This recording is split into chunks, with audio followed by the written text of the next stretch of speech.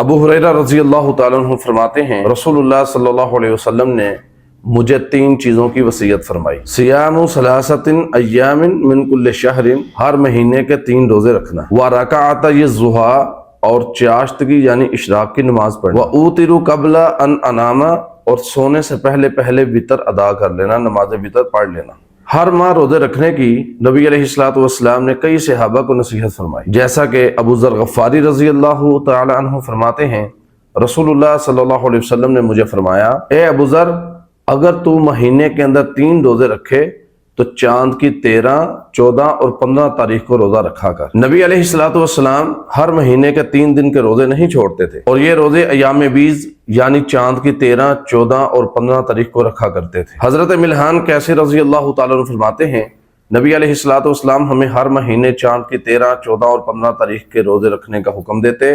اور فرماتے کہ یہ روزے ہمیشہ کے روزوں کی مانند ہیں، چونکہ ہر نیکی 10 گنا ہوتی ہے، اور ہر مہینے کے 3 روزے 30 دنوں کا ثواب دیتے ہیں، جیسا کہ ترمذی شریف کے اندر بھی اس کی حدیث موجود ہے۔ اور اسی طرح حدیث کے اندر دوسری وصیت جو حضرت ابو ہریرہ کو نبی علیہ السلام نے فرمائی یہ تھی، وَرَكَعَتَ الضُّحَىٰ، چاشتگی یعنی اشراق کی نماز ادا کیا کرو۔ بریدہ بیان کرتے ہیں میں نے رسول اللہ صلی اللہ علیہ وسلم کو فرماتے ہوئے سنا کہ آدمی کے جسم کے 360 جوڑ ہیں، اور آدمی کے اوپر لازم ہے کہ وہ اپنے 360 جوڑوں کا صدقہ و خیرات کرے۔ تو صحابہ کرام رضوان اللہ علیہم اجمعین عرض کرتے ہیں یا رسول اللہ صلی اللہ علیہ وسلم، اس کی کون استطاعت اور طاقت رکھتا ہے؟ تو پیارے پیغمبر علیہ الصلوۃ والسلام نے فرمایا، فَرَكَعَتَ الضُّحَىٰ تُجْزِيكَ، تجھے نماز ضحیٰ یعنی اشراق کی 2 رکعتیں کافی ہیں، یعنی تو نماز چاشت یعنی اشراق کی 2 رکعتیں پڑھ لے تو تیرے سارے اعضاء کا صدقہ ہو جائے گا۔ ایک اور روایت کے اندر ہے رسول اللہ صلی اللہ علیہ وسلم نے فرمایا کہ اللہ رب العالمین فرماتے ہیں، اے آدم کے بیٹے، ارکع لی 4 رکعات اول النہار،